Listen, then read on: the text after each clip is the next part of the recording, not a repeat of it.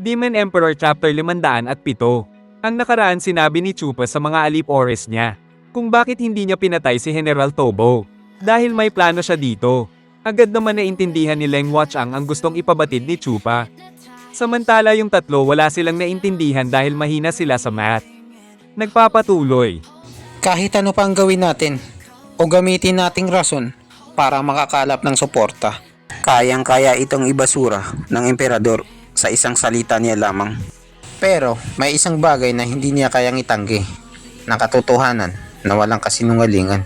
Ipapalabas natin sa social media na ililigtas natin ang kamahalang emperador at itataboy natin ang mga mananakop na taga Mindanao. Sa ganung paraan, makakakuha tayo ng maraming suporta at views na galing sa maraming tao. Tama ka, Chupa. Ang pamilya ng emperador ay hindi nila kayang aminin na nakipagsabuatan sila sa mga taga Mindanao. Steward Chupa, ang mahal na emperador ang magdudusa nito at sila ang magsasaper. Sa wakas, naintindihan na rin ng dalawang kumag na ito ang ibig ipabatid ni Chupa. Iwan ko lang kay Lady Steel na malaking suso. Ha ha ha ha ha. Ang mahal na emperador, sinigurado nilang nakaplano ng lahat mula ng pagdating dito ng mga taga Mindanao. At kung magkamali man ito, isisisi niya ito kay Zogi Canping. Pero hindi niya lubusang maisip kahit sa panaginip niya.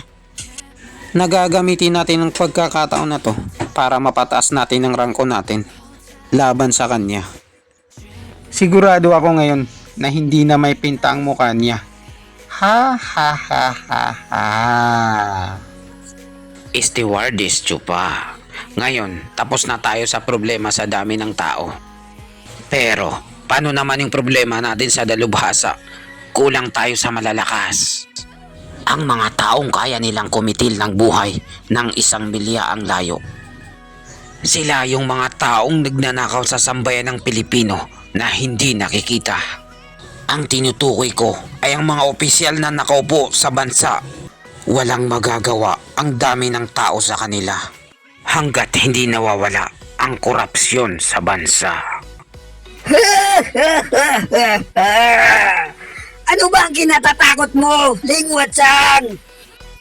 Hindi mo ba alam, nakakampi natin ang hindi pa natatalong batang makulit na si Gu Santos? Hoy, Singkit. Si Gu Santos ay sa Luzon lang siya hindi natatalo. Sa Luzon lang siya malakas. Na-high blood na naman si Ling Wuchang kay Long Singkit dahil sa pagiging bobo niya. Ang hirap talagang paliwanagan ang mga bobo. Ito na yung kinatatakot ko, ang mga taga Mindanao. Sigurado akong nagtawag na sila ng mga kakamping dalubhasa mula sa nagbabantay sa kanila na sext na tinatawag na beast timing sext. Mga ethereal states na dalubhasa. Sigurado akong malaki ang problema pag ganun nang nangyari. Huwag kayong masyadong mag-alala hanggat nandito ako. Biglang nanlaki ang mata ni Ling Wuchang dahil hindi niya nawari kung sino ang nagsalita. Sino kaya ang mahangin na to? Unti-unting nabuksan ng mabagal ang pinto sa bahay ni Lola. Hulaan niyo kung sino ang lalabas dyan.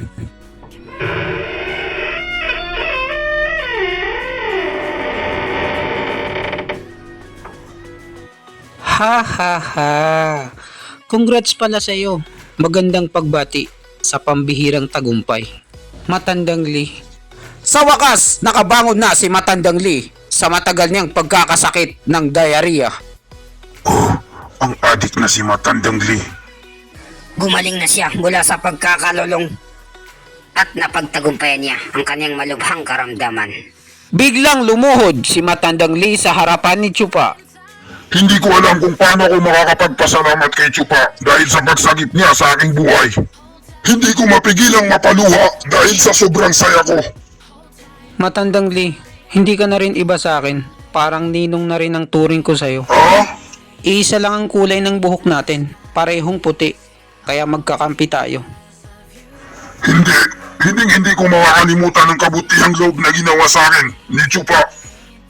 Kung wala ka, wala rin ako. Hindi ko malalagpasan ang pagsubok na to. Hindi ko mararating ang ethereal stage at masisira ang buhay ko dahil sa masamang gamot. Matandang Lee plus Gu Santos, sigurado akong panalo na tayo. Hindi pa rin. Si Matandang Lee ay kakagaling lang mula sa pagkakasakit. Bago pa lang siya sa larangan ng ethereal stage, paano kung ang kalaban niya ay veterano na? Sigurado akong kakawawain lang siya. Parang mythic rank at saka epic rank. Wala siyang laban dun. Huwag kayong masyadong kabado dahil nandito pa kami.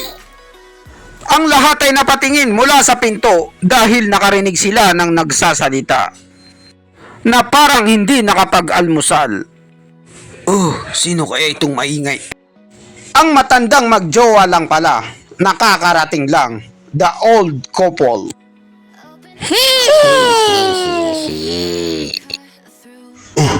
Ang dalawang magjowa na to, nasa pinakamataas na sila ng antas ng Radiant Stage, papuntang Ethereal Stage. Ang pinagsamang init at lamig ng katawan nila. Iyon ang pinagsamang kapangyarihan nila. Kaya nilang makipagsabayan sa isang ethereal stage. Putragis, ano kayang pinakain sa kanila ni Chupa? Anong paraan ang ginamit niya? Ang mga dalubhasa ng Loloklan, napakabilis nilang lumakas. Isa itong pambihirang paraan at nakakakilabot. Ayoko na lang mag-think. Habang nag-iisip si Long Singkit ng malalim, may sumilip na bisita na mula sa pinto. Si matandang yan lang pala. Nagkaroon sila ng eye contact ni Chupa, nagkatinginan at nagkainlaban. Si Chupa, pinagbigyan niya akong gawin ang 10 gradong gamot. Tinatawag itong Raging Feel o mas kilalang I'm Feeling Heaven. Nagkaroon ako ng oras para i-master ito at ngayon, basic na lang para sa akin. Nagpaliwanag si matandang yan kay Chupa at ang mga kasama niya kung ano ang pinaggagawa niyang kabulastugan sa Loloklan. Aabutin ito ng mahabang panahon pero ipinapangako ko sa inyo. Bibigyan ko ang lahat ng dalubhasa natin sa bahay. Bibigyan ko ng gamot bawat isa. Sa loob mismo ng taon na to at kalahati. Para lalo pa silang lumakas at tumibay. Hindi mo pala sa akin sinabi na ganun pala kalakas ang epekto ng gamot. Nang inumin ito ni Matandang Lee at ang matandang magjowa, nagkaroon sila ng pambihirang tagumpay. Sigurado ako, ilang taon lang ang bibilangin. Lahat ng mga matatandang Radiant Stage ay makakatungtong na sa tinatawag na Ethereal Stage. Nagyabang si matandang yan dahil ito na ang oras para siya ay sumikat. Nabigla tuloy sa pagkagulat ang mga kasamahan nila at naglaway. Ano? 10 gradong gamot? Napaghalatan na si Long Singkit na hihingi ng 10 gradong gamot kay Chupa. Hehehehe. Chupa, nasa digmaan tayo ngayon at hindi natin alam kung kailan sasalakay ang kalaban. Kailangan lagi tayong handa at mapataas din ang aming lakas. At alam mo rin na tayo ang pinakamatagal na magkakampi dito. Long Singkit, lagi kong inaalaga ng pagiging magkaibigan natin. Kung anong mayroon ako, mayroon ka rin. Ito lang ang masasabi ko sa'yo, Long Singkit. Nasa digmaan tayo ngayon. At ang Loloklan ang namumuno sa grupo natin at mangunguna sa laban.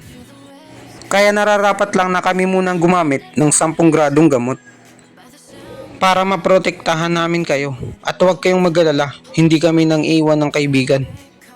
Ang mga gamot na to ay bibigay muna sa mga matatanda ng Loloklan. Saka na kayo humingi pagkatapos na ng digmaan.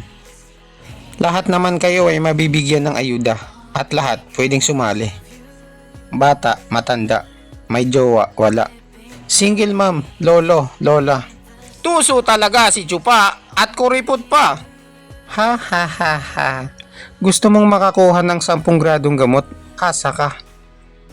Kailangan may mapatunayan ka muna bago kita bigyan. Pero kahit may 2 ethereal stage pa tayo, kulang pa rin. Sherling, tapos na ang lahat. Masyado ka kasing nagkakape, kaya nininervyos ka. wala talaga akong panalo kay Chupa. Hindi na nakipagtalo si Sir Ling dahil alam niya na wala siyang panalo sa flip-top battle kay Chupa. Pagkalipas ng mga mahihirap na pagsubok at lumamig na ang panahon, sinimulan na ni Chupa ang matinding plano. Inutusan niya ang mga ama ng tahanan na bumalik sa kanilang mga nasasakupan. At para ipalaganap sa buong Luzon na hiring sila dahil sa pag-atake ng mga taga Mindanao. Ginagamit nila ang pangalan ng emperador bilang panakip butas. Iginagalang sila sa kanilang mga nasasakupan at gamit-gamit pa nila ang pangalan ng emperador. Siguradong maraming sasali sa kanila, aabot ng 1 milyon. Pinagmamasdan sila ni Chupa habang papaalis patungo sa kanilang mga misyon. General, lahat ng mga hired nating mga tao ay wala pang mga training yan. Laban sa hukbo ng mga bitiranong taga Mindanao. Sigurado akong matatalo lang tayo. Alam ko na yan, huwag kang nagmamarunong sa akin. Sa isang digmaan, may kasabihan sila. Sa tamang panahon, tamang oras, tamang lugar, at tamang tao. Ni Alden Richard. Para matapatan natin ang mga taga Mindanao, kailangan natin ng 3 kondisyon na ito. Itatak niyo ito sa mga kokote niyo. Ang pinakamagandang lugar para lumaban ay sa mismong tapat ng bahay. Nakahanda na ang lahat, sila na lang ang hinihintay. Ang kailangan na lang natin gawin ay palapitin sila sa harap ng bahay. Pero hindi tanga si Tubutisan, hindi natin siya mapaprank sa bitag natin. Ha ha ha ha ha. Kailangan natin siyang pwersahin sa ayaw at gusto niya. Gaya nga ng kasabihan ng mga pinakamatataas na matagal ng general. Kailangan nating hadlangan ang mga plano ng kalaban at wasakin ang kasiglahan nila. Masusing nakikinig kay Chupa ang mga papis ng Luzon. Pinapunta ko ang mga ama ng tahanan, hindi para gamitin ng isang pulutong ng mga tao. Ang totoong pakay ko ay para mapuwersa ang emperador at ang mga taga Mindanao na makipagdigma kaagad dito sa lugar natin. Pagkatapos, lalabanan natin sila sa pinakagusto nating paraan. Kapag dumating sila, hindi na sila makakaalis dito ng buhay. Dito na sila mamamatay at magiging libingan na rin nila. Ha ha ha ha ha. Ha ha ha ha. Ngayon, alam ko ng dahilan bakit ikaw ang napili ng aming amain na maging general ng hukbo ni Dugo. Isa kang tunay na commander, magaling magplano at kontrolado mo ang lahat. Kahit 1 milya pang layo nito. Gaya ng sinabi ni Inaama, may positive at negative na commander. Ang positive na commander ay nauuna lagi ng isang hakbang. Kumbaga, hinuhulaan na nila yung hindi pa nangyayari. Samantala, ang negative na commander ay magaling magplano. Si Amain at si Tubutisan ay pareho silang positive na commander. Lagi silang nakikipaglaban sa harap na wala ng plano-plano. Samantala, ang negative na commander ay nakakalamang. Nararamdaman ko na ang ibig kong sabihin. Alam niyo kung sinong tinutukoy ko. Commander Ling, pinupuri mo ba ako o iniinsulto?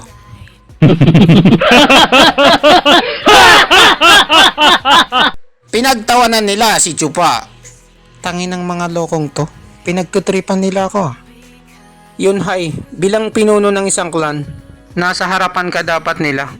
Kung may gusto kang marating, kailangan mong pagsipagan para mapansin ka ng marami.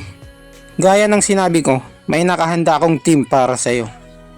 Sumama ka sa akin. At dito nagtatapos ang chapter 507. Maraming salamat po sa panunood, mag-subscribe para laging updated sa mahal mo.